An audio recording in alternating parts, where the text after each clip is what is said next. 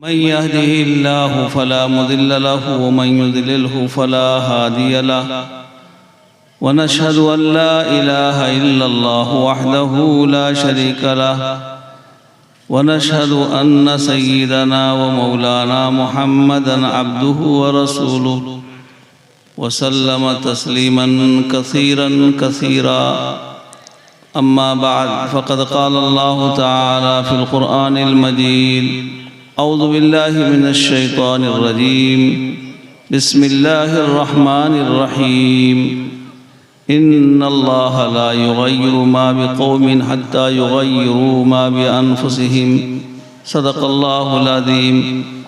قال النبي صلى الله عليه وسلم: لا يؤمن أحدكم حتى يكون هواه تبعا لما جئت به، أو كما قال عليه الصلاة والسلام.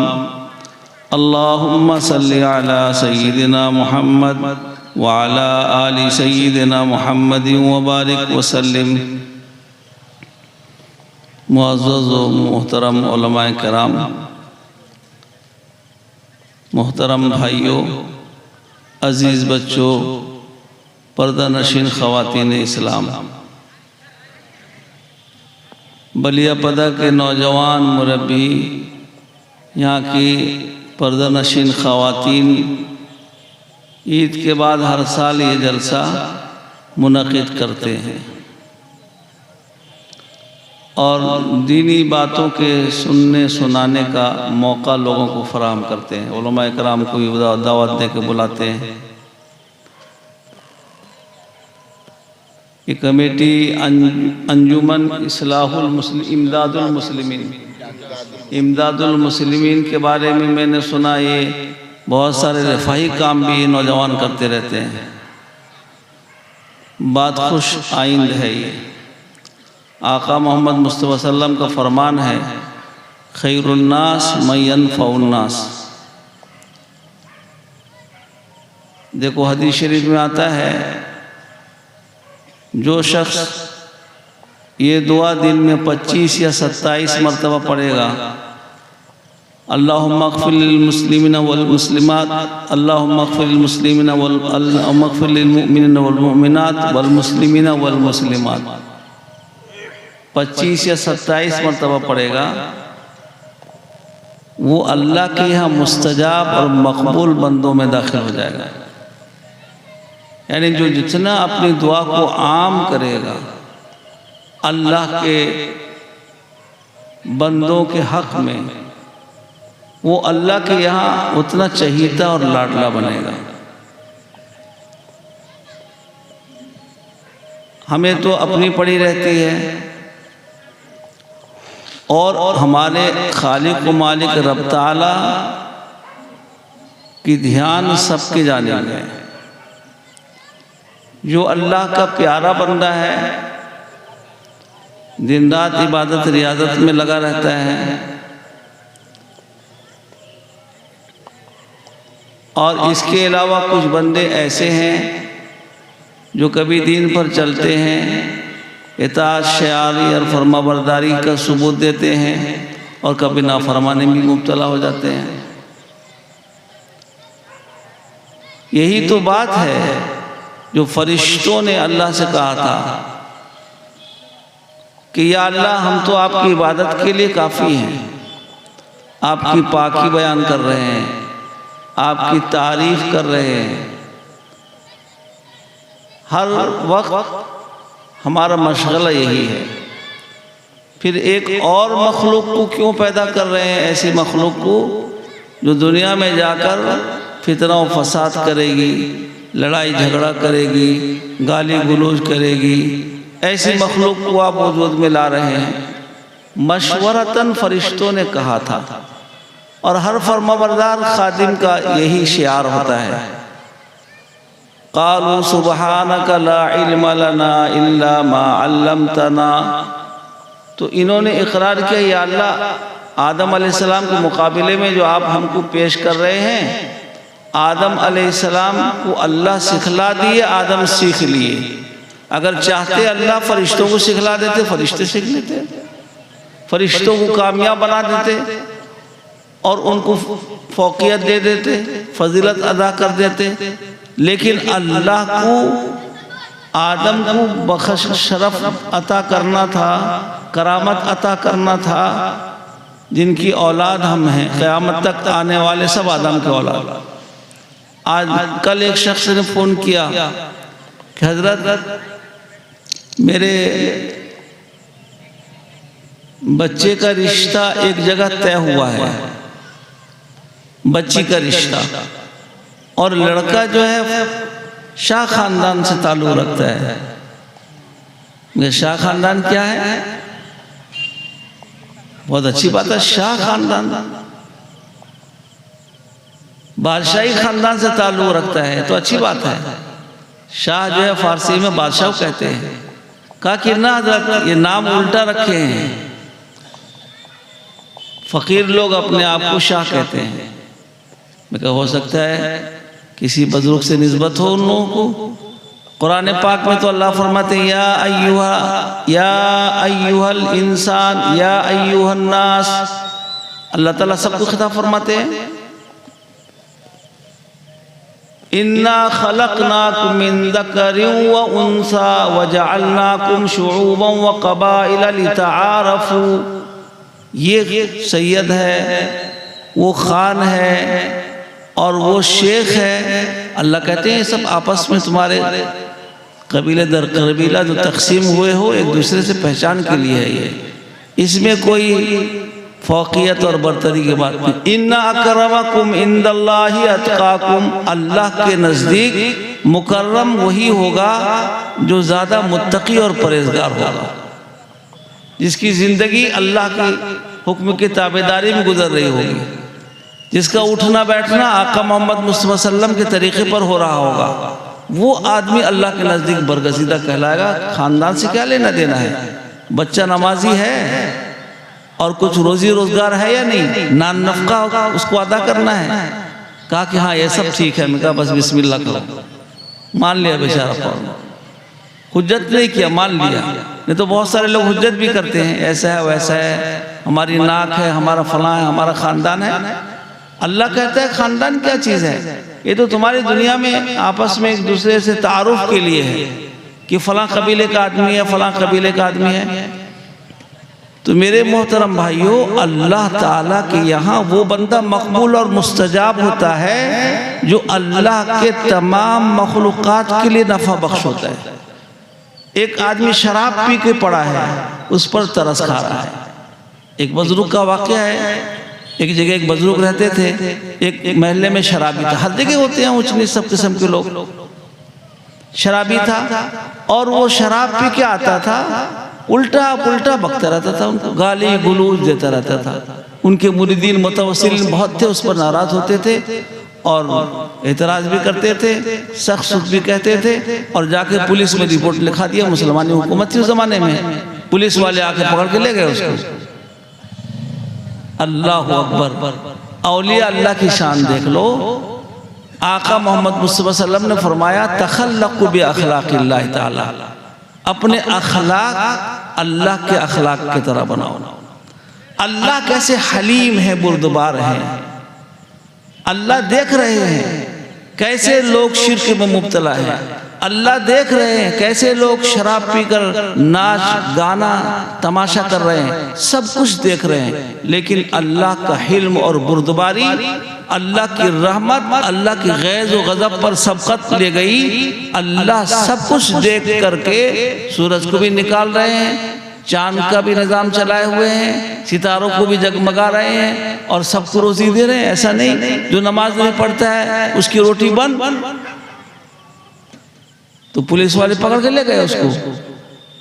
अब दूसरे दिन बुजुर्ग को वो आवाज़ नहीं सुनाई दी जो मुझे बुरा भला कहता था। हम होते तो 10-20 आदमी को ला के भेजते कि इसको पकड़ो, ये मुझे बुरा भला कहता है, इसको मारो, इसको पीटो। लेकिन वो अल्लाह वाले थे, अल्लाह से उनको निस्बत सही निस्बत थी। उन्होंने देखा उसकी आवाज़ नहीं आ रही, जो मुझको रोज़ गाली गलौज दे रहा था और कुछ ना कुछ कह रहा था। पूछा लोगों से कि वो कहाँ गया भाई? किसी ने बता दिया हजरत किसी ने शिकायत कर दी और पुलिस वाले, मुस्लिम हुकूमत थी, मुसलमान पुलिस थे, वो पकड़ के ले गए कि अल्लाह के नेक बंदे को वली को सताता है, गाली गुलूज करता है, वो पकड़ के ले गए। अब हजरत जाके पुलिस थाने में पहुंच गए पुलिस वालों के पास।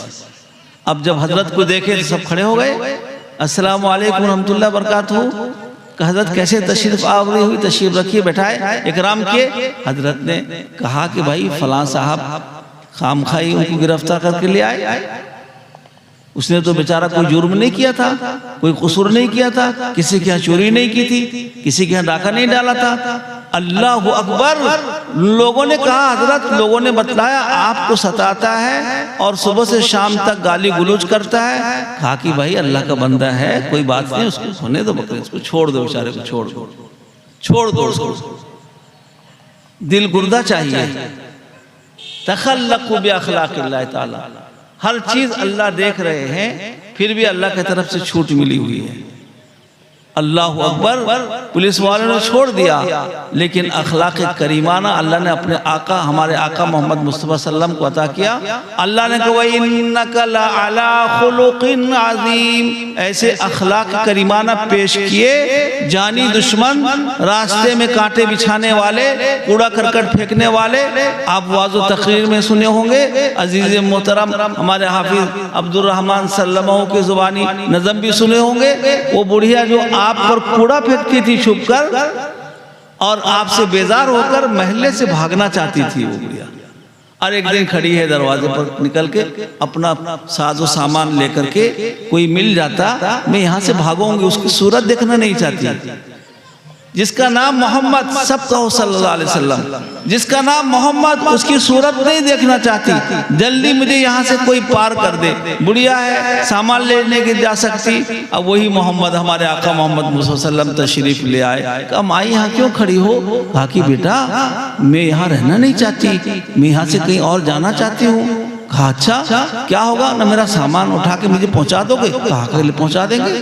अब सामान आप सर पर ले लिए, जा रहे हैं और रास्ते में बुढ़िया इन्हीं की बदगोई कर रही है। कुर्बान जाओ आका मोहम्मद मुस्तफा सल्लम पर कि एक नौजवान आया है, उसको मोहम्मद कहते हैं, वो ऐसा कहता है, हमारे माबूदों को बुरा भला कहता है, सबको छोड़ो कहता है, एक से जुड़ो कहता है, यही सब वो करता है। इसी से मैं परेशान होकर जा रही हूँ।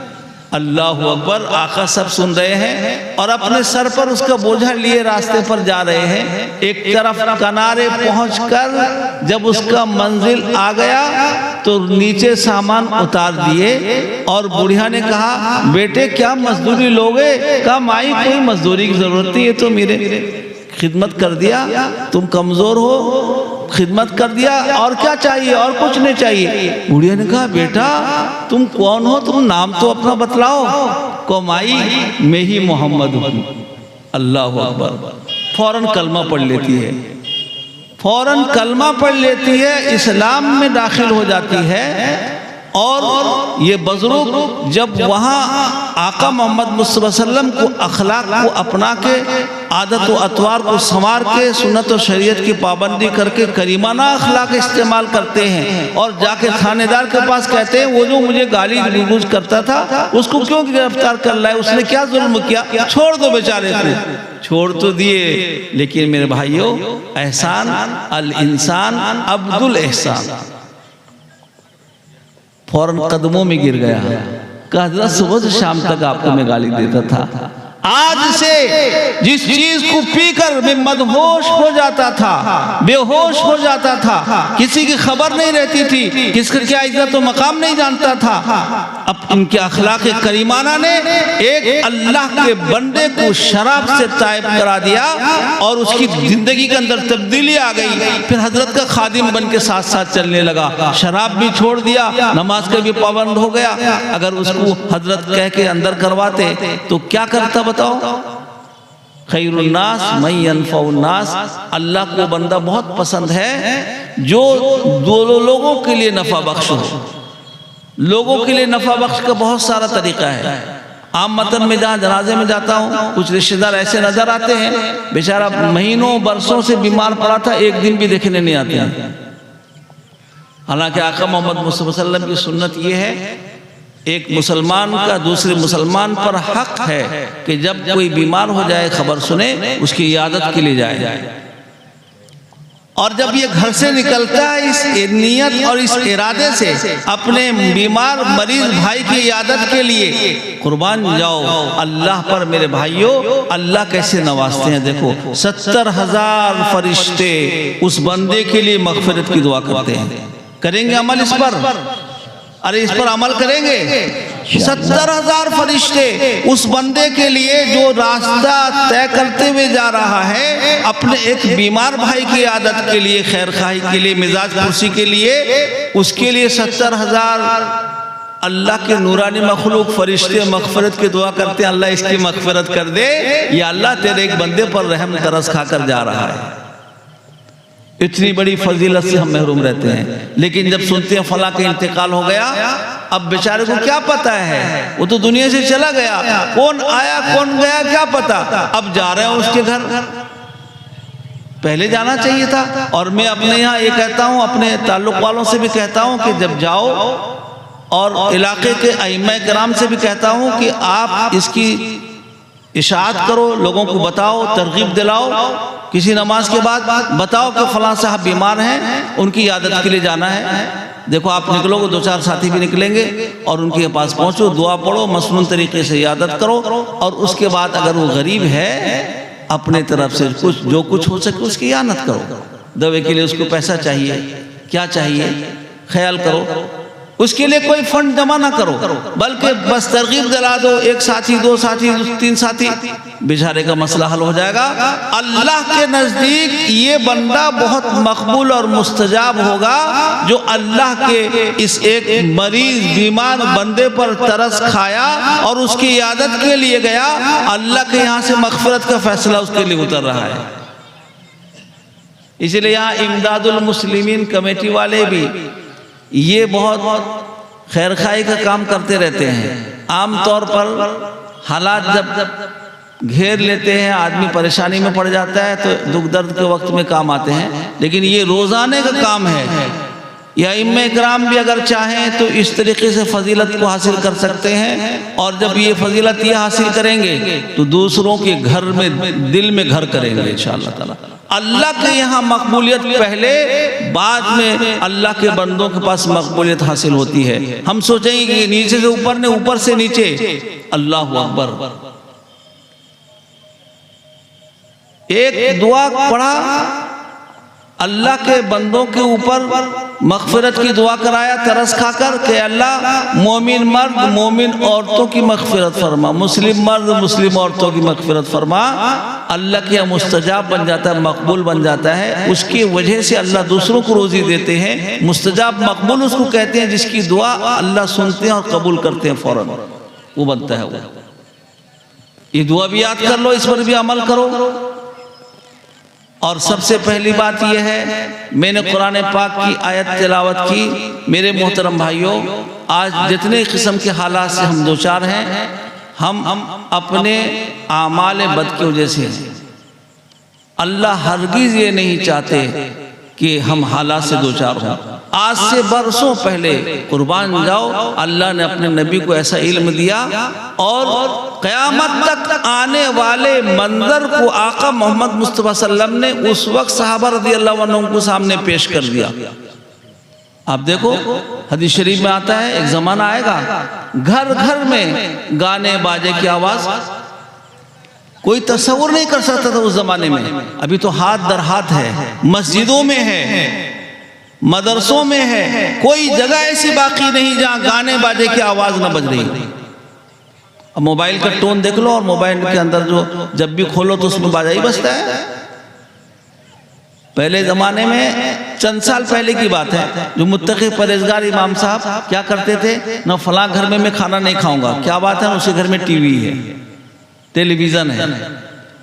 एक जगह ऐसा हुआ, एक इमाम साहब गए थे, वहाँ इमामत करते थे, बेचारे अच्छे आदमी थे, वो बस्ती के जो सरदार थे वो नमाजी थे, उनके घर में टीवी टेलीविजन भी था, बच्चे लोग भी रख लेते हैं, वो नमाजी थे बेचारे। वो सुबह भी अजान से पहले आते थे और अजान भी देते थे और इमाम साहब को भी जगाते थे।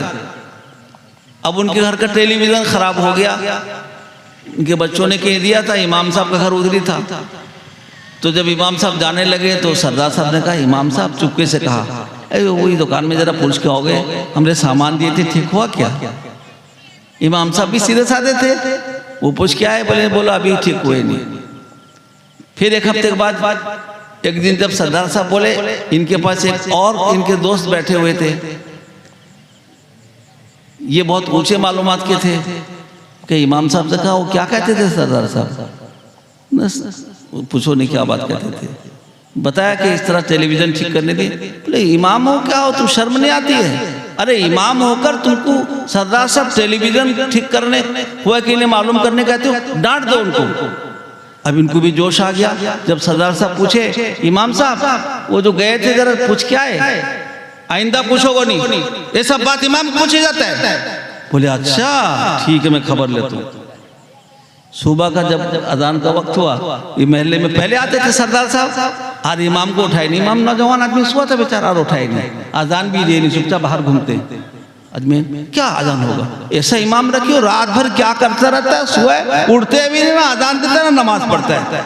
2-3 दिन के बाद इमाम साहब वहां से भाग गए। मैं जाकर फोन किए कि हजरत बिल्कुल मैं वहां रह सकूंगा, वो आदमी मेरे पीछे पड़ गया। मैं कहा वो पीछे पड़े नहीं, तुम्हारे कसूर की वजह से तुम्हारे पीछे पड़ा है। ऐसा भी लोग पहले की बात है। अभी आज तो हाथ में जहां देख लो टीवी टेलीविजन, मेरे भाइयों कहां ईमान बचाएंगे, बहुत मुश्किल है, याद रख लो। नमाज तक के अंदर भी आदमी अल्लाह से ताल्लुक कायम करने के बजाय अब टेलीफोन को घर में पेट जेब के अंदर रखता है, कोई सामने भी रखते हैं। अब मुझे इतना मालूमात भी नहीं, कुरकुर करता है, कभी कभी चमकता है। बताओ तो नमाज में क्या हालत होगा। अल्लाह अकबर। एक साहब थे बेचारे, नवाब साहब, उनका खादिम भी था, खादिम भी दीनदार, नवाब साहब भी दीनदार थे, नमाजी परहेजगार थे, बहुत ज्यादा नहीं थे बुजुर्ग, लेकिन नमाजी थे बेचारे। कहीं से आए सफर से, नमाज पढ़ने लगे। नमाज पहले शेरवानी निकाल के दे दी, खादिम को वहां लटका दो, वो लटका दिया। ये नमाज पढ़ के सलाम पर कोट, अरे सुनो इधर आओ, वो शेरवानी लाओ वहां से लेकर आओ। वो लेकर आया, उससे कुछ निकाले, अब बोले फिर कर रख दो। लेके खादिम बेचारा बहुत समझदार था। थोड़ी देर के बाद अदब से, हजरत हुजूर वाला एक बात कहूँगा, बुरा मानेंगे नहीं, अब तो नमाज में खड़े थे, ये शेरवानी के अंदर चाबी खजाने की ये कहाँ याद पड़ा आपको? नमाज के अंदर याद पड़ा, शैतान आपको याद कराया। नमाज में अल्लाह से दिल लगाए थे या चाबी सोचते थे? बेचारे शर्मिंदा हो गए, बोले तुम ठीक कहते हो। नमाज पढ़ने जैसे खड़ा हुआ, मेरी नमाज भी खराब हो गई कि शेरवानी के जेब में चाबी रह गई है और वहां लटकता है, कोई लेके इधर उधर कर देगा तो मामला गड़बड़ हो जाएगा। अब नमाज भी बेचैनी की हालत में पढ़ा और नमाज से फारिग होते ही अब देख लो नमाज अभी खत्म भी नहीं हुई है, फौरन मोबाइल उठा के देखते हैं। अब नमाज के अंदर आप मुझसे ज्यादा मेरे भाइयों अपने अपने गिरेबान में मुंह झांक कर देखें। अल्लाह कहते हैं इन्नल्लाह ला युगय्यिरु मा बिक़ौमिन हत्ता युगय्यिरु मा बिअनफुसिहिम। हमारी नमाज भी इस लायक नहीं जो अल्लाह के पास पहुंचे। ऐसा ना हो कल हशर के मैदान में अल्लाह पुराने फटे कपड़े में हमारी नमाज को लपेट कर हमारे मुंह पर मार दे कि तुम्हारी नमाज तुम हमारे लिए नहीं पढ़े हो, तुमने और किसी के लिए पढ़ा था, पता नहीं क्या पढ़े क्या नहीं करे, जाओ तुम उन्हीं से नेकी लेना। अल्लाह अकबर। हम अपना जायजा लें, अपना मुहासबा करें कि हमारे अमाल कैसे अल्लाह के पास जा रहे हैं। एक बुजुर्ग कह रहे थे कि अल्लाह ने मेरे दिल में इल्का किया, इल्हाम किया, डाला। नबी के दिल में आने से वही होता है, वली के दिल में इल्हाम होता है। तो अल्लाह ने कहा कि देखो मेरे बंदों को सुबह से शाम तक ऐसे अमाल पेश करते हैं कि मत पूछो। सुबह की नमाज बगैर पढ़े बाजार में दंदनाते हैं और इधर उधर की झूठ वाही तबाही में मुब्तला होते हैं, गुनाहों से लथपथ होकर रात को घर वापस आते हैं, मेरी रोजी खाकर चितपटा होकर सो जाते हैं, न सुबह नमाज न रात की नमाज। और जब हालात आते हैं तो बिलबिलाते हैं, ए अल्लाह रहमत उतार दे, ए अल्लाह हम पर तरस खा जा, ए अल्लाह हम पर रहमतों को नुज़ूल फरमा। देख लो ये मुझको कितना नाफरमानी करके नाराज कर रहे हैं। मैं नाराज होकर कोई चीज बंद नहीं करता, इनकी सब चीज जारी रखा हूं, लेकिन इनको देख लो ये कभी नहीं सोचते कि इनके अमाल मेरे पास कैसे जा रहे हैं। आप देख लो हमारे यहाँ शादी ब्याह में अगर कोई अल्लाह का नेक बंदा आलिम दीन मुत्तकी परहेजगार आकर हमको नसीहत करे कि देखो अल्लाह ने माल इसलिए नहीं दिया है कारून का खजाना कि तुम अपने मर्जी के मुताबिक खर्च करो, अपनी बच्ची के शादी में गुलछर्री उड़ाओ या अपने बेटे के शादी में फला करो। इस तरह के अखराजात जो है फजूल खर्ची है। अल्लाह ने कुरान में फरमाया कि फजूल खर्च शैतान का भाई है। नसीहत किए, कहा कि जाओ जाओ, नसीहत की जरूरत नहीं। क्यों करते हो? शैतान को खुश करने के लिए। क्यों करते हो? नफ्स का तकादा पूरा करने के लिए। ये नहीं सोचते कि मेरे इस काम से मेरा खालिक व मालिक रब ताला नाराज कितना हो रहा है। और उनके हबीब हमारे आका मोहम्मद मुस्तफा सल्लम के पास जब हमारी इस उम्मती का अमल पेश किया जाएगा, आपको कितनी तकलीफ पहुंचती होगी, कितना दुख पहुंच रहा होगा।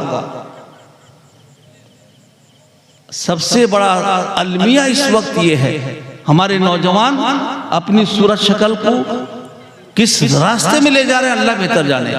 हदीस शरीफ में मन तशब्बह बिकौमिन फहुव मिनहुम। आजकल एक फैशन चला है सर का बाल। पहले जमाने में हम लोग बचपन में, आप लोग शायद किसी को याद होगा, उस बाल को खपरी कटिंग कहते थे। अभी वो डिजाइन बन गया है। अल्लाह कितना खूबसूरत बाल दिया है, काले रंग का शानदार बाल पूरे सर में भरा हुआ है। इसको इधर चूटी काटता है, उधर चूटी काटता है, ऊपर से निकाल देता है, इधर लाल रंग कर देता है, इधर काला रंग कर देता है।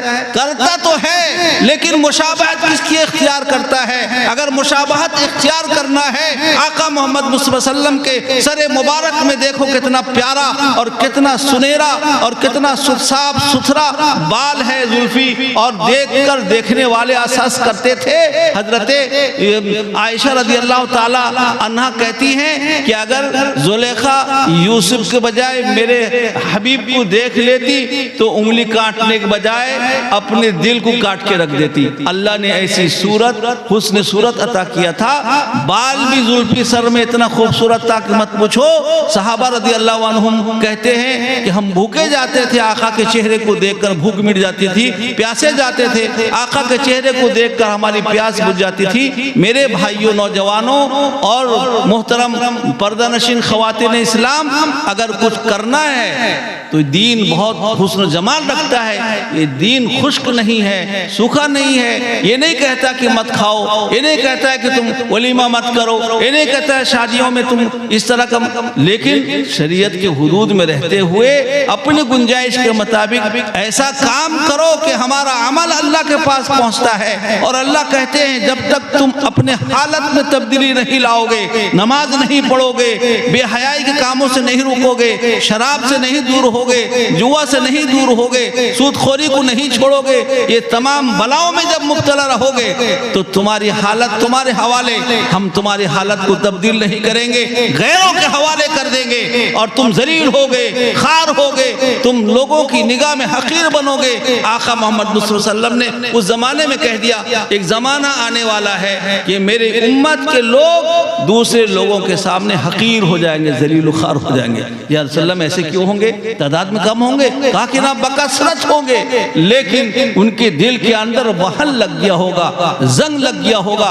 काय का? दुनिया की मोहब्बत का, औलाद की मोहब्बत का, माल की मोहब्बत का, यही सब चक्कर में पड़ के अल्लाह से दूरी इख्तियार कर लेते हैं। मैं अपने नौजवानों से और मुरब्बियों से कहूँगा कि इस तरफ ध्यान दें। हर घर का आदमी, घर का मुरब्बी, घर के तमाम अपनी बच्चियों का, अपने बच्चों का वो अल्लाह के पास जवाबदेह होगा।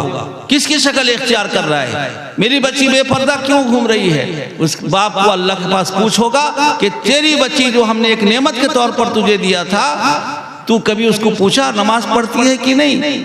कभी तू उसको नसीहत किया कि बेपर्दा क्यों बाजार में जाती है? तो तेरे बेटे को कभी तूने नसीहत किया? अल्लाह पूछेंगे, याद रख लो।